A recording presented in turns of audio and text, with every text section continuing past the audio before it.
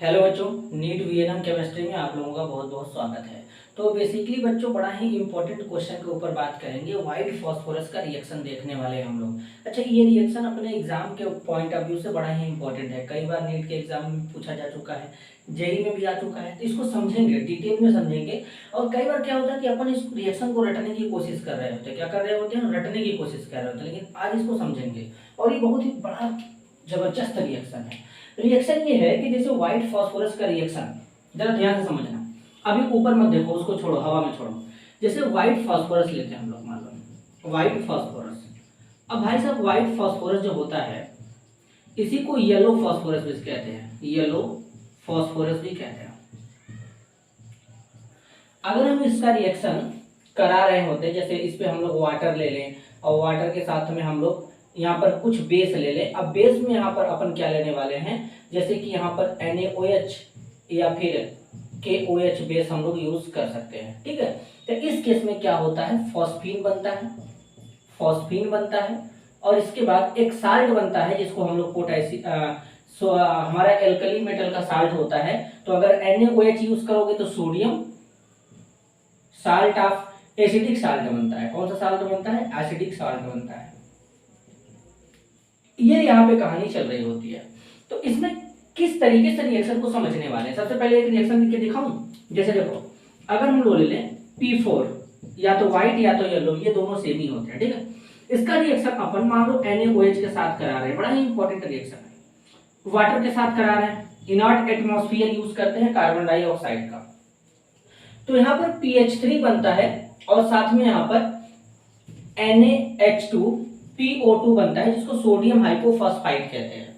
अगर हम यहीं पे व्हाइट फास्फोरस ले रहे हैं, अगर हम यहाँ पे KOH ले लें, वाटर ले लें, ठीक है, तो फॉस्फीन बनेगा, साथ में यहाँ पर KH2PO2 बन जाएगा। यहाँ पर सोडियम हाइपोफॉस्फाइड था, यहाँ पे पोटेशियम हाइपोफॉस्फाइड है। रिएक्शन तुम्हारे सामने दिख रहा है। अच्छा ठीक है सर, ये रिएक्शन समझ में आ रहा है, इतना तो समझ में आ रहा है। अच्छा, तो देखो होता क्या है, जो व्हाइट फास्फोरस होता है इसका गार्लिक स्मेल होता है। क्या होता है? गार्लिक स्मेल होता है, लहसुन के जैसा महकता है।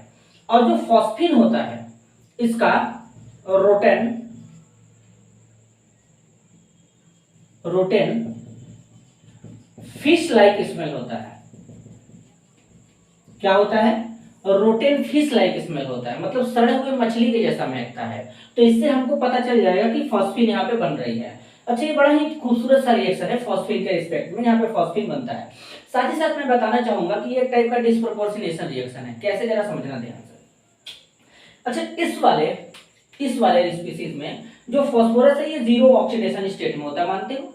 अब जब PS3 में जाएगा तो -3 में आएगा, तो 0 से -3 में जा रहा है, देख रहे हो? तो ऑक्सीडेशन नंबर में कमी हो रहा है। तो इसका मतलब यहाँ पे क्या हो जाएगा, रिडक्शन। और जब रिडक्शन हो जाएगा तो हम बोलेंगे कि जो व्हाइट फास्फोरस था वो फॉस्फीन में क्या हो गया बेटा, रिड्यूस हो गया। क्या हो गया? रिड्यूस हो गया।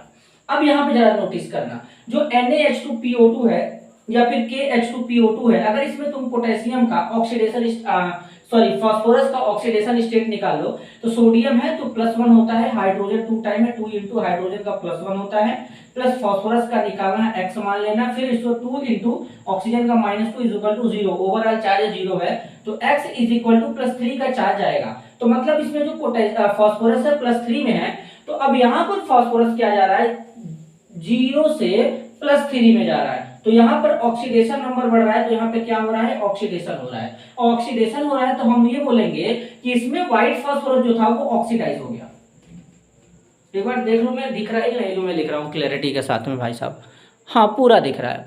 तो मैं ये बोलने वाला था कि यहाँ पर क्या हो गया, इस पे हमको ये पता चला कि इस वाले में जब फास्फोरस 0 से -3 में गया तो मतलब ऑक्सीडेशन नंबर में कमी हुआ, तो हम बोलेंगे कि यहाँ पे रिडक्शन हो रहा है। मतलब जो व्हाइट फास्फोरस था वो रिड्यूस हो गया फॉस्फीन में, लेकिन यहाँ पर +3 है तो मतलब ऑक्सीडेशन हो रहा है, ऑक्सीडेशन नंबर बढ़ रहा है। तो हम बोलेंगे कि जो व्हाइट फास्फोरस था ये सोडियम हाइपोफॉस्फाइड या पोटेशियम हाइपोफॉस्फाइड में ऑक्सीडाइज हो गया।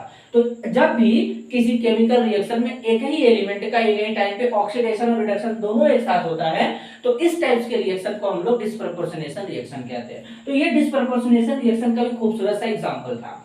सर ठीक है, आप जितना समझा दिए सारा का सारा अपने को समझ में आ गया। अब जरा इसका ट्रिक बताओ। अब ये तुमको चमचमाता हुआ ये फिगर दिख रहा होगा। दरअसल मैं तुमको थोड़ा सा दिखाता हूं, स्पेस स्पेस स्पेस, यही देख लो। अगर हम व्हाइट फास्फोरस का स्ट्रक्चर बनाना चाहें तो 4 फास्फोरस होते हैं, ऐसे इनको लगा दो, ऐसे, ठीक है। इसमें बॉन्ड एंगल 60 डिग्री का होता है और इसमें हाइब्रिडाइजेशन भी लोग निकालने की कोशिश करते हैं, फास्फोरस का sp3 बताते हैं, लेकिन एक्चुअल में हाइब्रिडाइजेशन होता नहीं है। और इस पे लोन पेयर देखोगे तो फास्फोरस पे एक बचा रहेगा, ठीक है। वैलेंस इलेक्ट्रॉन 5 होता है, 3 बॉन्ड बनाया हुआ है। तो ऐसा कुछ स्ट्रक्चर बनता है। तो यहां पर मैंने क्या किया, देखो यहां पर KOH, यहां पर KOH, यहां पर KOH, 3 बार KOH यूज कर लिया अपन ने, 3 मोल लिया था, 3 बार वाटर ले लिए। तो किस तरीके से बॉन्ड को ब्रेक करना है ध्यान से समझ लेना। देखो मैंने इस वाले बॉन्ड को इस तरीके से ब्रेक किया। अब देखो जरा समझो, यहां से देखो क्या मिलने वाला है, इतने वाले हिस्से से।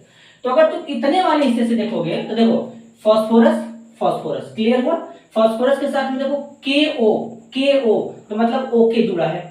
इसके बाद यहां से देखोगे, यहां से OH जुड़ा है, देखो OH जुड़ा है। यहां से क्या जुड़ा है, यहां से H जुड़ा है, देखो H जुड़ा है। तो पोटेशियम हाइपोफॉस्फाइड बना।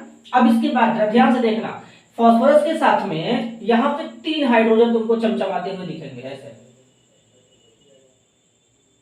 तो इसका मतलब यहां से क्या मिला, यहां से तुमको फॉस्फीन मिल गया, यहां से तुमको फॉस्फीन मिल गया। फिर इसके बाद इधर से जो मिले तुमको 2 मोल और मिल गया पोटेशियम हाइपोफॉस्फाइड। तो 3 मोल पोटेशियम हाइपोफॉस्फाइड और 1 मोल फॉस्फीन का फॉर्मेशन होता है। और फॉस्फीन जो होता है वो गैस होता है और व्हाइट फास्फोरस जो होता है वो सॉलिड होता है। लेकिन ये सॉलिड होता है, लेकिन जब तुम व्हाइट फास्फोरस देखोगे तो ये एयर के कांटेक्ट में आने पर जलने लगता है। और खास बात ये है कि ये सब्लिमेशन के जैसा होता है, सॉलिड होता है, वेपोराइज हो जाता है, ठीक है। तो इसको ध्यान देना। देखो कितना खूबसूरत मैंने तुमको ट्रिक बता दिया रिएक्शन को याद करने का। तो ये पूरा ओवरऑल कहानी यहाँ पे चलता है। तो मेरे हिसाब से ये ट्रिक तुम लोगों को बहुत ही पसंद आया होगा एग्जाम के पॉइंट ऑफ व्यू से। तो टोटल इतना ही कहानी हमको बताना था इस व्हाइट फास्फोरस को लेकर के, जिसको लेकर के लोगों को मन में बड़ा ही डाउट रहता है, समस्या रहता है, ठीक है। तो आज के लिए बस इतना ही, मिलते हैं अगले वीडियो में, तब तक के लिए धन्यवाद, नमस्कार।